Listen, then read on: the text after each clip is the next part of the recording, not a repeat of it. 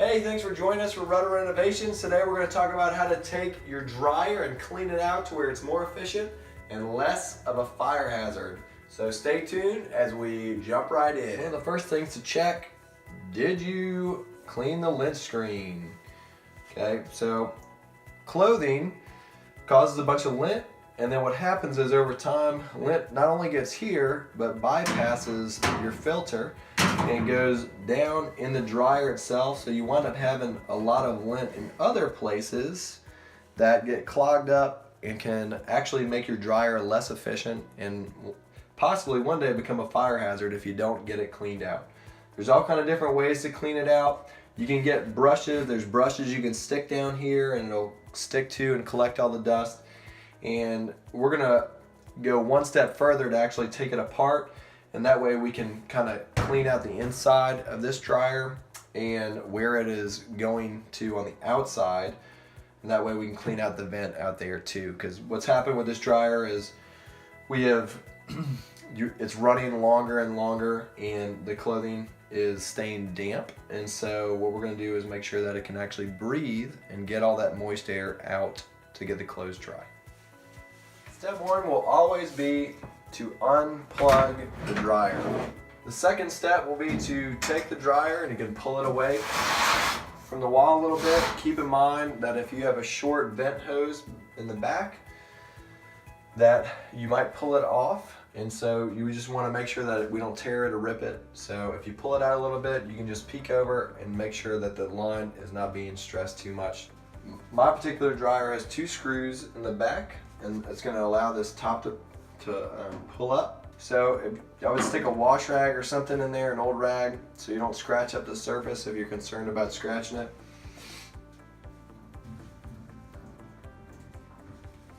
And then when you do that, you should be able to lift the top up. Now remember, I also unscrewed the 2 screws from the back so that this thing could pivot and open like this.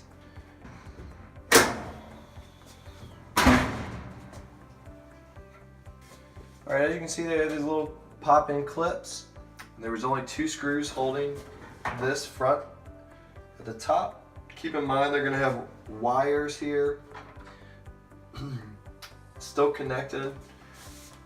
One's for the switch that tells the dryer that the door's closed.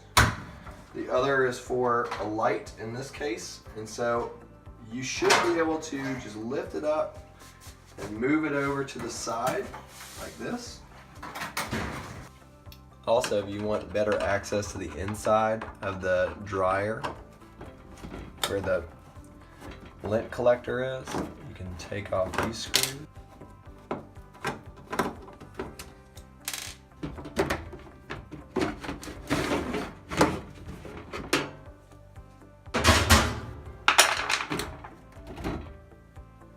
And look at that.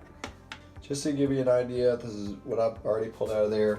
And I just wanted to show you kind of, and I haven't even gotten to the bottom yet. I'm just kind of pulling out of here just to give you an idea of the kind of things that get left over in here. I think that is actually a sock. Wow. Just to give you an idea of what's on the bottom of the dryer, I've just taken my hand and kind of swept up, and that's what's just sitting on the bottom.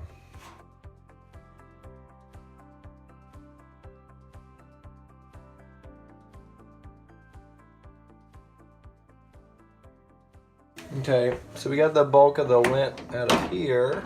You can see there's a little metal clip right here by my foot, and there's one on the other side. You just want to make sure that those are lined up. And there's little slots on the bottom, at least on this dryer.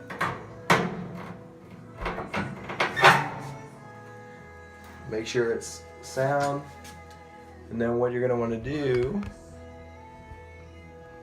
is lift up the drum a little bit, because the drum needs to fit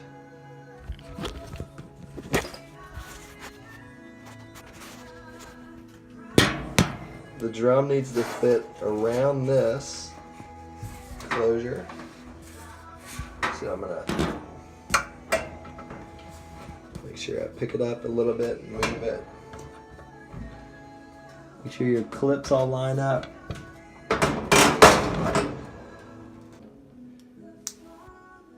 The felt is sliding inside of the drum. And that's what the drum rests on, and that's the reason why it's felt. So it's not metal on metal, and when it spins, it's just nice and smooth. Okay, we're still not done. What we're gonna do, we cleaned out the inside and the front. Now we're gonna get to the back of the dryer and check it, and then we'll check the vent out to the outside of the house. All right, here I've taken off this back plate. See, there's a little bit of dust and stuff on it. But the inside could surely use a vacuuming.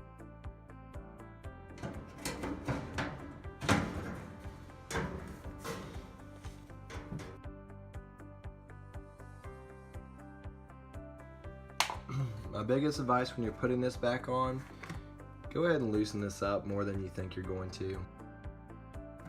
Open it all the way up, and then once you make sure it's all the way around the tube, and then tighten it back up to where it's secure on there and it's not going to fall off when you go to push your dryer back. Here's the pipe going out to the outside. You can see there's really minimal lint in here, so I'll vacuum this stuff out, but there's not a lot. All right, the last part of the equation is the exterior vent.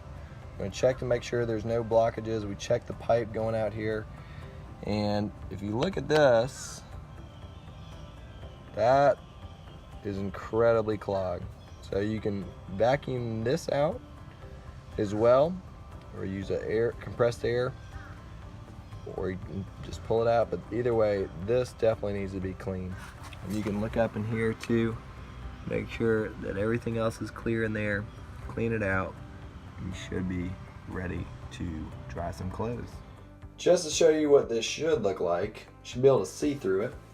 This is all the stuff that we got out of the dryer, which is going to increase the life of our dryer because it's not going to be running as long to dry clothes. It's going to help it dry more efficiently, and also hopefully going to prevent fires by getting rid of all this lint stuff that can catch fire within our dryer or loose on the bottom. All right. As always, thank you for joining us for this episode of Rudder Renovations. I hope it helped you out. Feel free to subscribe, share it. I hope you have a great day, and I'll talk with you later.